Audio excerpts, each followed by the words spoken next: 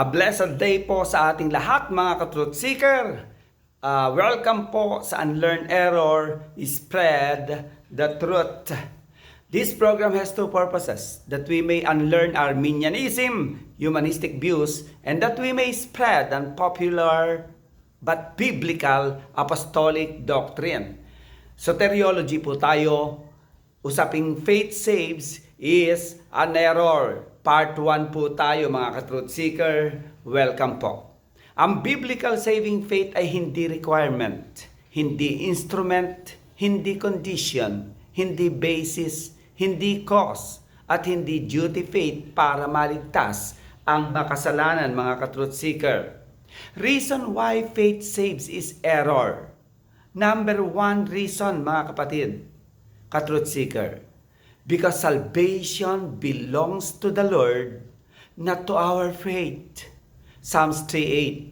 Sa Revelation 7:10 po, babasahin ko, salvation belongs to our God, who sits on the throne and to the Lamb. Meaning, naligtas tayo mga ka-truth seeker, dahil sa Diyos at sa Panginoong Jesus lang. Hindi dahil sa repentance, faithfulness till the end natin. Hindi dahil sa membership natin in the true church or true religion. Hindi dahil sa prayer of acceptance, sinner's prayer, altar call, or prayer to Mama Mary. Hindi dahil sa obedience, self-righteousness natin. Hindi dahil sa water baptism. Hindi dahil sa sacrament o pagiging mabuting tao natin na wala tayong inaagribyado. Kaya tayo naligtas. At lalong hindi dahil sa faith natin mga ka-truth seeker. Kaya tayo naligtas. Ang kaligtasan at pagliligtas ay nasa kamay at pag-aari ng Diyos at ng Panginoong Jesus. Walang sino mang dapat umangkin at wala sa lakas at desisyon natin o lalo na sa faith natin ang ikaliligtas natin. Malinaw po yan. Number 2 reason why faith saves is error. Because salvation comes entirely from God.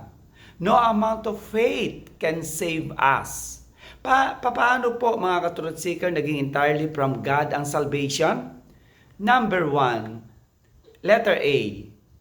Because salvation comes from the electing love of the Father from eternity. Romans 9:11 sabi diyan, for the children being not yet born, neither having done any good or evil, that the purpose of God according to election might stand, not of works. Meaning, naligtas tayo makasalanan hindi dahil sa faith and repentance natin mga ka-truth seeker. So, sabi diyan, ituloy natin yung basa sa Romans 9:8. Sabi diyan, but of him that calleth. Hindi raw tayo naligtas dahil sa good work natin, kundi sa Diyos na tumatawag sa atin. Ang kaligtasan at pagliligtas ay nasa kamay ng Diyos. Walang sino mang dapat umangkin at wala sa lakas at desisyon natin, lalo na sa usaping faith. Ang Diyos na tumatawag ang basihan, pundasyon, root cause basis ng pagkahirang ng tao at pagkaligtas ng tao, mga ka-truth seeker.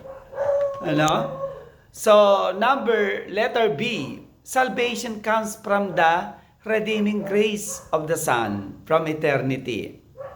Sa usapin po o tipanan ng Ama at Anak in eternity, hindi pa nilalalang ang lahat ay justified na tayo, pinawalang sala na tayo, inaring ganap na tayo, ginawa na tayong blameless ng Ama from eternity, hindi pa tayo sinisilang. Paanong nakaugnay ang faith para tayo ay mapawalang sala? Ephesians 1:4.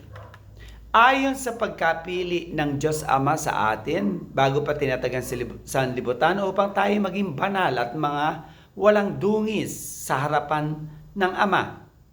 Meaning, hindi pa tayo nilalalang, hindi pa tayo nakakagawa ng mabuti masama, hindi pa tayo nananampalataya o wala pa tayong kakayahang manampalataya. Ay itinuring na tayong anak ng Diyos, justified na tayo, pinawalang sala at ginawang blameless. Walang kapintasan at tinaring ganap. Hindi lang justified ng Ama ang makasalanan, tayo itinuring pang mga tunay na anak ng Diyos in eternity. Mababasa po natin yan sa Ephesians 1:5. Naging posible mga ka-truth seeker, ang justification at adoption na ito, dahil may Jesus na nangako sa Ama from eternity, hindi pa tayo nilalalang, na si Jesus ay handang magsakripisyo, mamatay, magbubo ng dugo para sa ikapagpapatawad, para sa justification nating mga makasalanan. At ito ay tutuparin ni Jesus in the future. Ephesians 1:6, napakalinaw po. To the praise of His glorious grace with which He has blessed us in the beloved. Meaning, paano po nangyari na napatawad, na justified, kinukup tayo ng Ama na mga anak niya? Hindi pa nilalang tao. Hindi pa tayo nakakagawa ng mabuti, wala pa tayong kakayahang manampalataya.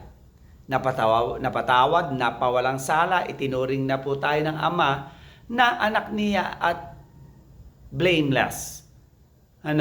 Bakit po? Dahil si Jesus na tinatawag na the beloved ang dahilan kung bakit tayo ay naging blameless, justified, adopted, katanggap-tanggap sa Ama. Hindi po dahil sa pananampalataya natin. Ephesians 1:7 sabi diyan, in whom we have redemption through His blood, the forgiveness of sins according to the riches of His grace. Meaning, may tipanan na ang Diyos Ama in eternity. Hindi pa tayo nilalalang. Wala pang nag-i-exist na faith. Wala pang nag-i-exist na tayo. Ay pinatawad, ginustified, itinuring na tayong blameless anak ng Diyos.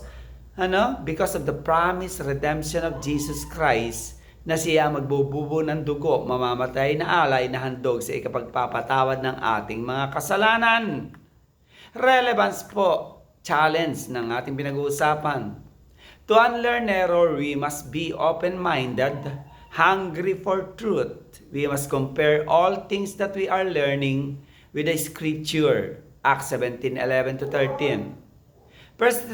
First Thessalonians 5:21, TPT translation. But be faithful to examine them by putting them to the test. Subukin nyo kung ang mga kapahayagan ay sakto, totoo at biblical. And afterward, hold tightly to what has proven to be right. Correct apostolic doctrine and theology. Summary statement po ng ating pinag-usapan, salvation comes entirely from God. No amount of faith can save us, mga ka-truth seeker. To unlearn error and spread the truth, you may connect with us, like, follow, and watch, and subscribe. Good day, and God bless po, mga ka-truth seeker.